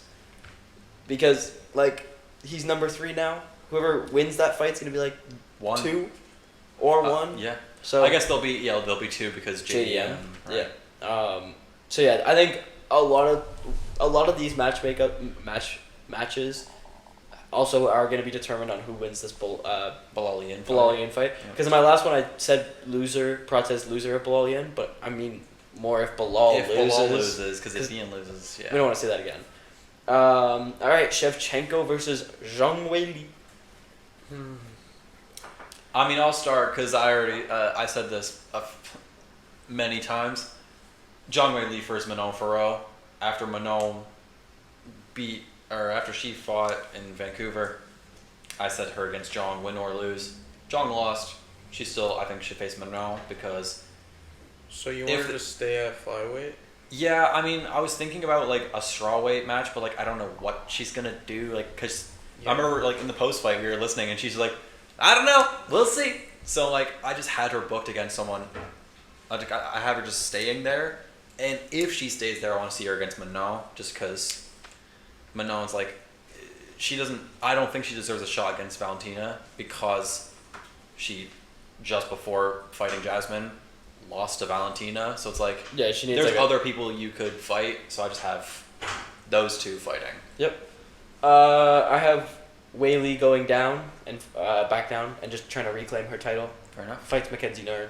I was gonna ask. I was also gonna make that pick, but do you not think that Tatiana Suarez deserves the title shot? I mean, they could do Suarez versus Dern. Winner of that fights Weili, Yeah. or gets Weili. But if Weili wants to move down, they kind of have to just give her the shot back because she was so dominant. Well, especially because, like, and then if she vacated. She vacated and also smoked the shit out of Suarez too. So it's like, yeah, puppy, I got priority. Yeah. You know what I mean? Yeah. So. And then I also had, if she does decide to stay, I also had Manon. And what did you say? I said that she'd definitely go back to strawweight. Fair. And I'm gonna pick Mackenzie Dern. Okay. I would have said, like, because I thought that Tatiana Suarez should get the title shot, I was saying, like, just give her, like, Verna. Yeah. But I don't even think that's ever, like, I'm not watching, like, I already know what I'm picking. I'm putting my house on Weili. Yeah. Because especially Verna's display against Mackenzie Dern was not that good. So to bring, like, an elite strawweight athlete in Zhang Weili, I mean, that's not a matchup. But then I forgot, like, the whole reason that Mackenzie Dern is champ is because she vacated. So I feel like that's the most logical. I think that's fair. I think that's fair, yeah. Svenko! So earlier I said I wanted to make the matchup between Blanchfield and Manon, so I just wrote winner of Blanchfield Manon, just fight Shevchenko. Okay.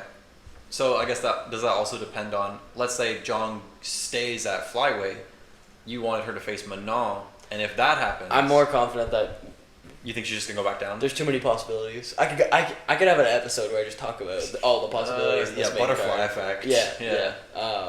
But yeah, winner of Blanchfield Manon. That's all I got. There you go. Valentina. Give her Manon. All right. I have her facing Natalia Silva. She beat Alexa Grasso. I believe, is she number one contender or is Manon now? Manon's still second. Or Manon's still one. Oh, okay. I think she deserves it more than Manon because she's undefeated in the UFC. She doesn't have a loss on her record to Valentina right now. So I think that she deserves it over Manon, personally.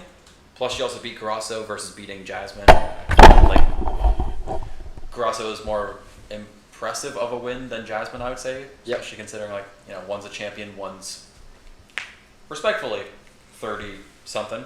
So I personally have Natalia Silva fighting for the title next. Yep. All right, Islam JDM.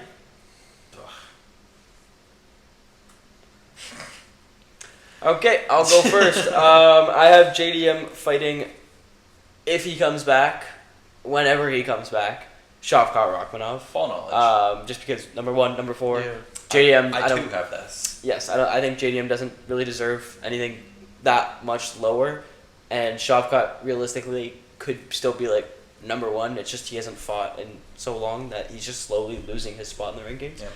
And it's a good fight. It's fun.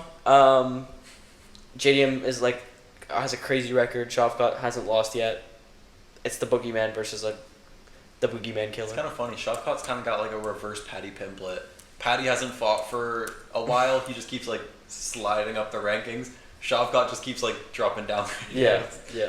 That's because UFC knows ball. They know who the real contenders are. Exactly. Scousers. I also agree with that pick. Yeah. So Shavkat all around. Shavkat or no one. Yeah. Shavkat or JDM gets shot. I can go first for the Islam one. I think if Dana does what he's supposed to do and base it off of rankings and also your records, I would do the winner of Belal Muhammad, Ian Gary. But I understand that there is a prospect where a certain man manages 2 fighters and suddenly they're in a title fight when one of them should not be because he's ranked number 8 in Kamaru Usman. Okay, I was like... I don't think that should be the matchup. I wouldn't be disappointed in seeing... I would be disappointed in seeing because I know damn well Kamaru's not winning that. He's not even going to get close. It's old man Kamaru's and he's gone. Like, just... He was competitive against Kamzat like last year. Yeah, he was competitive. Yeah, but being competitive is different And than he just actually winning.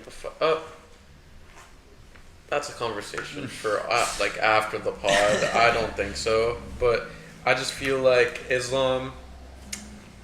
If you fight Kamaru, it looks really good on paper, and at the end of the day, in like 5 or 6 years, let's say he fights next year against Kamaru, you're gonna see the name Kamaru Usman on paper. He's legacy farming. He's basically legacy farming right now, and he said he had 2 more fights in him. Yeah. I think a fight against Belal or a fight against Ian Gary does not sound as good as Kamaru, so I understand why he'd want to do that. He'd do Kamaru and then the Ilya. Yeah, Ilya's his last fight. If everything goes well and he defends the belt, Ilya's supposed to be his last fight. Even if he doesn't defend the belt, Ilya's his last fight. It has to be. If Islam doesn't make that fight, it's actually, or the UFC doesn't make that fight, that's a brutal way to end Islam's career. Because that is the fight to make. I don't care. Yeah, I had the exact same thing. So I know I said winner of Morales fights, winner of Belal Ian, but I think the more reasonable one is Islam fights the winner of Belal Ian. But my first one is Usman because I think that's what's going to happen. I do agree with you that he's legacy farming. However, I don't hate Islam for it. He's fought contenders. He's fought up-and-coming guys. He's fought everyone he needs to fight. He's done it. And that's always been something that people have mentioned in the past. Well, it was always Khabib versus Usman who would win. So now it's like Islam versus Usman. There's a really good chance we get it. And Usman's still good. Like Usman would have smoked Khabib. Yes, absolutely. But I think Usman has a decent shot of doing it compared to like the other guys, like some of the other strikers in the division. Even Belal and Ian, I wouldn't be as confident, even though they would deserve it. I think I'd be a little bit more confident in Usman. Yes, he's old. Yes, he has bad knees, but he's still Kamaru Usman. Like he still has that dog in him and still can easily win fights at welterweight. So I don't hate Islam for wanting to fight Usman because, again, he's fought everyone he's needed to fight when he needed to, and even taking 2 fights against the featherweight champion. I don't hate, like, because at the end of the day, when we look at, if he fights Usman and wins, if we look at Islam's, like... You see Usman on there? I'm putting Usman. Yeah, you see, seeing Usman on there, like, that's his resume. Like, Usman, Volk twice, if he fights... Dustin. Did he fight Justin? Gaethje, I don't think he had. JDM, Charles, like, these are legacy. These are all names that are going into the Hall of Fame. And if it goes the way that he wants to, he'll also have, 2 more wins than the next record streak, Anderson Silva, because I think they're tied. Yeah. So if he wins his next 2, he also has like a fight. Like if he fights Usman and wins, and fights Ilya and wins, he's the GOAT. He's the undeniable GOAT because of that. No matter how he wins, unfortunately, if it's a boring fight, he is the GOAT. But we'll find a way to propaganda George St. Pierre above Islam Makhachev. That's my guy. We'll find a way. Alright, Ben, you go. Usman. I just think, like, I don't necessarily want it. Exactly. Like, I don't know if he deserves it after a 1-fight win streak. But, like, it's Usman. They have the same manager. All this stuff. They've already like kind of verbally agreed to do it. Yeah, like Islam called for the fight, and Usman's just like, okay, like a title shot. I guess I'll take it. And I do, like, I probably I'd pick Islam to win at this point, but I think Usman. I mean, Like all the times that he fights like wrestlers for the most part, he just kind of shuts them down. Like Colby, when he fought Burns, is not a wrestler, he's a grappler, but still. Khamzat for the most part shut him down. Like he just, and that's what we saw in Islam's last fight. He shuts that shit down. Yeah.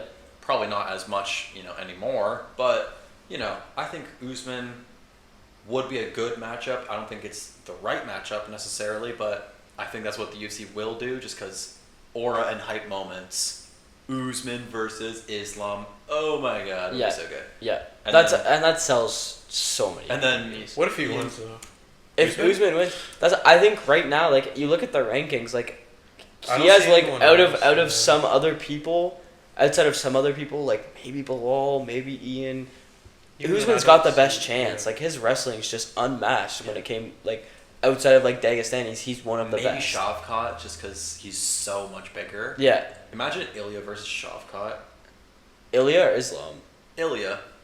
So speaking, that's what I love. Beats Islam in welterweight. It's just like. Did you see that meme picture where it's like it's Ilya at welterweight and he's just a tiny ass dude with arms running by these giants? Yeah. Speaking of the Islam Ilya fight, I've seen a lot of discourse over it over the last week. What weight should they fight at if that fight happens? It has to be a lightweight, right? It has to be a lightweight, or they finally introduce like a 160, 165 division, and that's it. And they do like, even if they do, what they could do is like an ultimate like a pound for pound belt. Like I think we've talked about. Yeah, like I think we've talked about that something like that before. And they go and it's 160. It's a catch weight for both of them. They both make 160. That's what they should do. But the only issue is that then like that means you kind of have to have interim champions at lightweight and at welterweight. It's like what do you do then? Yeah. It's tough. They'd have to figure something out. Most likely it would have to be at lightweight. Because Ilya gets smoked at welterweight. Surely. Like he would be way too fat. He would be way too fat. Not even just that, but like Islam at welterweight. Islam at welterweight is dangerous. Yeah. Mm-hmm. Well, he's just big. He's huge. He probably walks around like 190, 200. I think he said 190. So. Yeah. All right. Good matchmaking, guys. That was fun. We'll quickly run through UFC Qatar. Just some of the matches. We'll just pick our fights. Obviously, check our Instagram, TikTok, Twitter for all of our matchmaking. We'll post the full card and all that stuff. Yeah. But we'll go quickly just through any. I mean, there's not many. There's not many on the prelims that I want to talk about, to be honest with you. Excuse you. Bogdan Grad? Oh, Luke Riley! Luke Riley? Yeah, my bad. And not only that, first of all, Luke Riley gets a knockout. He's getting a slam in. Come on, lad. And secondly, you got Nurullo Aliyev versus Shakhem Shamrock. Also teammates with Luke Riley and Paddy Pimblett. You got an Aris Scouser. Oh my goodness. You're also forgetting about the other Taporia. He's there too. I really hope there's some sort of video of like Team Ilya and like the next gen Liverpool team. They like cross over and then Paddy's like, I fucking get you, sausage. You fucking sausage. It's actually very likely that Ilya. Well, Paddy's already there. Yeah. So it's very likely. I think Ilya. Well, I mean, he always coaches Alexander, so they're gonna be in there. The same area. Scout says don't get knocked out. It really. I'll do you in. That's the thing is that this I'll get to the main event eventually, but like, I almost want. Like, I want Dan Hooker to win by decision just so that Paddy Pimblett gets a title shot. I don't hate that, honestly. What? Gaziev is from Bahrain? Yeah. I did not know that. I didn't know. This guy's an Arab brother? Yeah. On a technicality, or is he like Arab? I think he's like from a few areas. It's like a Khamzat where he's like Swedish, Russian. Okay. Where he switches every like week? So I kind of think so. Okay. Yeah. Because I was just looking at that, like I was looking at the card, and I'm like, why do I see a Middle Eastern flag under Gaziev's name? Okay, so we're all picking Taporia, we're all picking Luke Riley, we're all picking Shamrock for the any other prelims. I mean, like there's Alex Perez versus Asu Alamabayev. I think that's opening the main card. I'm pretty sure. Cause it's That's weird. Cause on the right now it's on the prelims. It's like the third. Oh really? Yeah, it's under Bogdan Gradley and under that'll- Nicholas Dalby versus that'll Sagan. be moved up because they're both top 10 ranked flyweights. Yeah. And also, because it's a fight night, so it'll be 6 fights on the main card. Mm-hmm. So I assume it'll be like one of the first 2 fights on the main card, just because it's a flyweight fight. Yeah. So yeah, I don't know. I'm a buy of Smokes because Alex Perez actually low key sucks. Yep. Let's go through our main card The picks. main card. Okay. Um, Where are you looking for the main? UFC.com. Okay, the website. Yeah. So pull it up. We'll go through it. But it's starting off apparently with Tagir Ulanbekov versus. Yo, you guys got this. Horiguchi, bro. Kyoji Horiguchi. Thank you. Is he the? Oh, I think that'll. I don't know. They both kind of, like Tagir's overrated. He's kind of mid, but Horiguchi's. I mean, they're both. It's like they're both decent, like 7-1 and 6-1 in the UFC, but like, I don't know. I think Tagir wins just because he's been. Well, he's more recently been in the UFC. Like Horiguchi took a little What the fuck vacation. did Horiguchi do? He took a vacation. His last fight was November 19th, 2016. He went to Rizin for like 5 years. Yeah. And in Rizin, to be fair though, in Rizin, he submitted Manel Cape. He knocked out Kaya Sakura. He's had a pretty good career in Rizin, but now he's back in the UFC. All right, hold on now. In 2022, he lost to Apache Mix. This guy's losing. Yeah, that was in Bellator though. That's like, Yeah, he's losing. I'm picking Obakekov or whatever. He also beat Manel Cape, who's better than everybody we've named. Tagir. Don't Play matter. whatever he wants. Well, okay. Tagir. It's Tagir by sliming decision. Yep. Because he's a flyweight and sucks. Anyway, Sergey Spivak versus Shamil Gaziev. It's just Shamil. Yes. I love Shamil. Do you love him now? I love Shamil now. Shamil's great, and like, especially why can't I think of his Sergey Spivak is coming in on short notice, right? Yo, Shamil. Is it? I don't think. Shamil. Well, wasn't it supposed to be Waldo Cortez Acosta? No, he just fought recently against Ante Delia. Shamil, you're fighting in Qatar. Oh, it's fine. It's still recording. This guy's fighting in Qatar, and he changed his country To Bahrain. He's on that. Shamil, I know what you're doing. I know what you're doing. He's on that Brendan Allen shit. And you will win by decision. Low-key knocks him out. Wait. No, Waldo Cortez Acosta is fighting. It's not. It's Sergey Spivak pulled out. It's Shamil Gaziev versus Waldo Cortez Acosta. What? Bro, I'm telling you, it's Waldo Cortez Acosta. Yeah. Oh. 2 hours ago. Oh. He pulled out. I was like, cause I was looking on Tapology and it says Waldo Cortez Acosta, but I was looking on the UFC website. I'm like, I saw someone pulled out of this fight. Fair enough. I mean, Shamil Gaziev still wins. I'm less sure now. You think? Waldo is much better than Sergey Spivak. True. But he's also short notice, but he's also a heavyweight, so you don't have to cut weight. Fuck, I don't know now. I'm still gonna say Gaziev, but now I'm just confused in everything. Damn, he fought November 1st. So he's gonna have 2 fights in November. Eesh. Crazy. I might take Gaziev just because Waldo's fighting a little soon. Do you know who else did that? Josh Van. Oh. And I mean, I don't think Waldo Cortez Acosta got it like Josh Van though. yeah, maybe not. That's just everything has been thrown for a loop. Everything is mid. Let's get it going. Jack Hermanson versus Mick Turek Orolbai. Mick to Bick by whatever the frick he wants, man.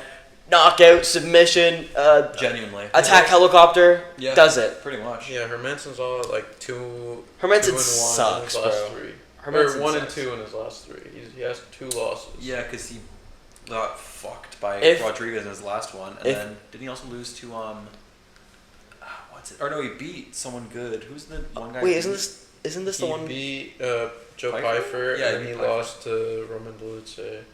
And this is a weird one too, because Mick moving up from lightweight to fight at welterweight, and Hermansson's moving down from middleweight. To be fair though, Mick last 2 fights were basically at welterweight because he can't make lightweight. Well, it was his last 2 fights now have been catchweight 165, and I'm pretty sure those were catchweight because he weighed in over.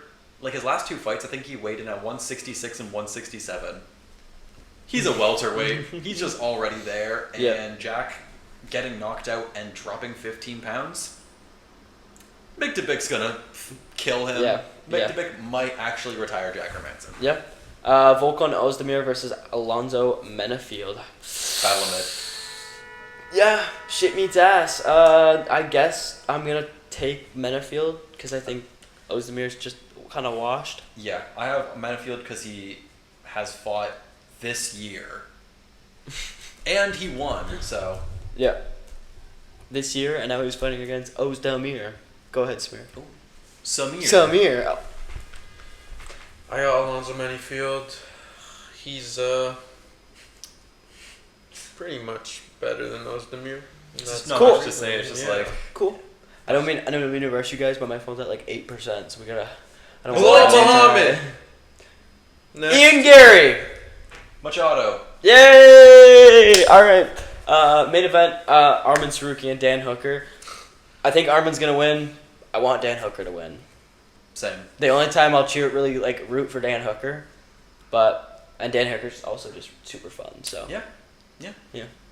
I hope, or what I think is gonna happen, Arman wins by decision, and Paddy Pimblett gets a title shot. Yeah.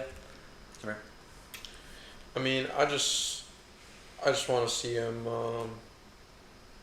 I just want to see him throw one of those leg kicks, those really nice angular leg kicks. You know, I want to see Arman hit him in the head, doink him in the head with one of them really straight leg kicks. Yep.